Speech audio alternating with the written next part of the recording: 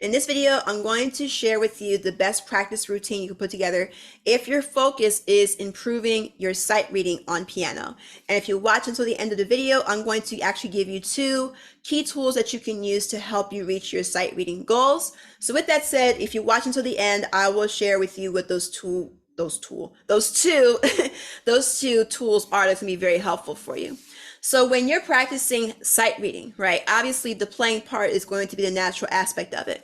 But what you want to do is you want to spend, if you're practicing for maybe, let's say 20, 30 minutes a day, you want to spend maybe the first 5 to 10 minutes of that practice time actually working on an exercise for practicing sight reading. So there's a bunch of tools that you can use to practice your sight reading.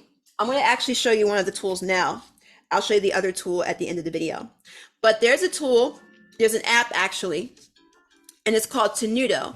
So it's spelled T as in Tom, E as in egg, N as in Nancy, U, T as in Tom, O.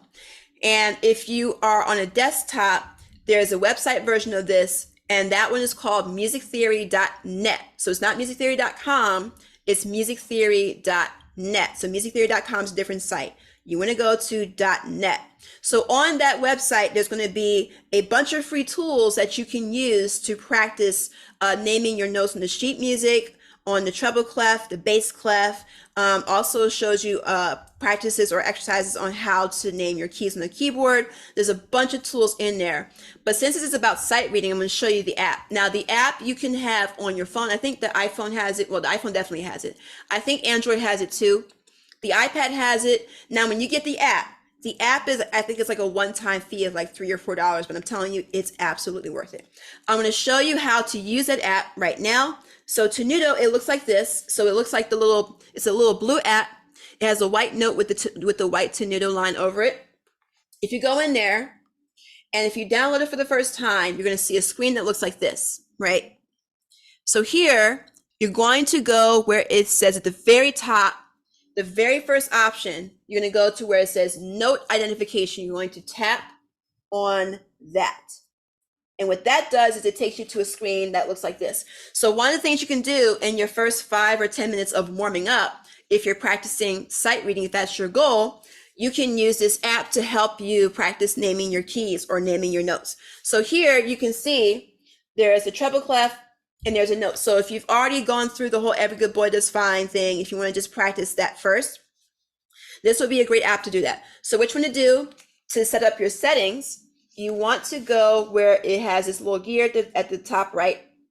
And here you can set what clefs you want to work on, what staffs you want to work on, and what notes you want to work on. So let's say if you wanted to work on just the treble clef, right? You see where it says clefs here? Okay, this is my left hand here.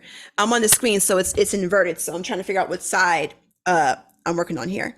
So you see where it says clefs, and you'll see here, this option, you'll see where you can choose treble clef, bass clef. You can work on just one or just the other, or if you want to work on both, just check them both, or you can just check the grand staff and it'll show both of them on the screen, like so.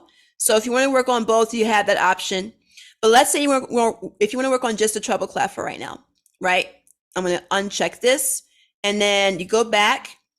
And if you want to work on a particular range, right, the beginner range is going to be where if it looks something like this, then what you do is you take that top note, bring it down to that top line, and then bring the bottom note up to that middle C. That way, the notes that the app gives you will not fall outside of this range. And you'd be like, what is this really high note with all these legend lines in it? So you get rid of that.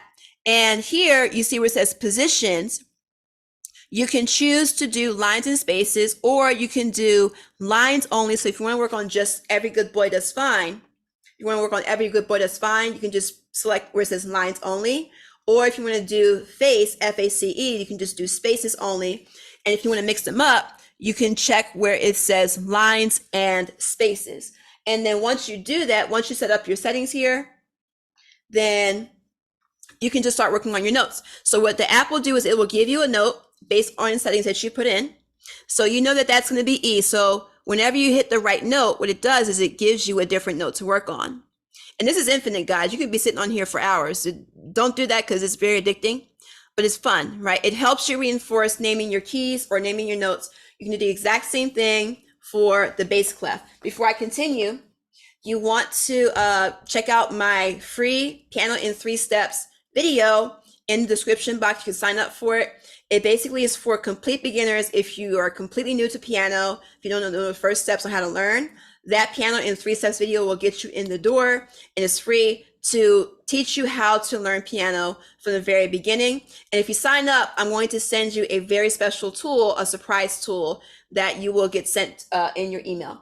So what you want to do also, again, spend maybe like the first 5 or 10 minutes working on, let's say, an app like Tenuto, but you also want to spend the first 5 or 10 minutes using a book or something that has like short exercises, like short sight reading exercises in there. And the second half of your practice time, you want to work on, let's say, an actual song that you're going to be working with or learning through sheet music. So you can go on websites like, what is it called? Musicnotes.com has a ton of sheet music that you can go on there. You can look up a song that you want to work on and then just download the sheet music based on difficulty level. And the tool that I wanted to show you towards the end of the video is this book called Progressive Sight Reading Exercises for the Piano by Hannah Smith. So as I mentioned before, in the first 10 minutes of you warming up, you want to work on something where it can give you like some simple sight reading exercises, because it's one thing to name the notes on sheet music, but you have to use a different system when you're actually sight reading, right? So the system that you want to use when you're sight reading, meaning that you're playing as you're reading notes, is you want to look for patterns, basically what directions the notes are going. If they're going up, that means you're going to go upward on the piano. If they're going down, you're going to go downward on the piano. So you won't be using Every Good Boy Does Fine and Face when you're actually sight reading in real time. You're going to be using patterns. Okay, if you know the first note, if the next note is going slightly up, then you'll have an idea that, okay, this must be the next key up, without you having to use Every Good Boy Does Fine. The other thing that you're going to be paying attention to is note distance, right? So then that's where you start to learn, okay, is this note a step up or is it a skip up? You can calculate how many keys that note is going, and you can use that as your guideline to go, okay, if I see a skip from this key to this key, I know to skip from this note to this note. And that can also be done without having to use Every Good Boy Does Fine, which if you did that, that would take you forever to do. But what I'm saying is this book will help you get acquainted with those patterns here. So as you can see, it starts off very, very simple. Now this first line here has you doing both hands, but as you can see, this is the beginning here. As you can see here, it starts with C and it just starts with steps. So as you can see, these notes are going up. So you would just go a key up and then it just goes back down. So you just go a key down for each note. So you're just watching for these patterns. And if you want to do right hand, I think the way this thing is set up in the beginning is it starts you off with, you know, each hand doing the same exact note. So if you want to just practice the right hand by itself, you can do that. Then do the left hand, then do them both together. As you're going through these, there's many exercises. There's over hundreds of exercises in here. But as you can see, it gradually gets more difficult. So not only are you going to have to be watching for note patterns, but you're also going to have to be looking for black keys.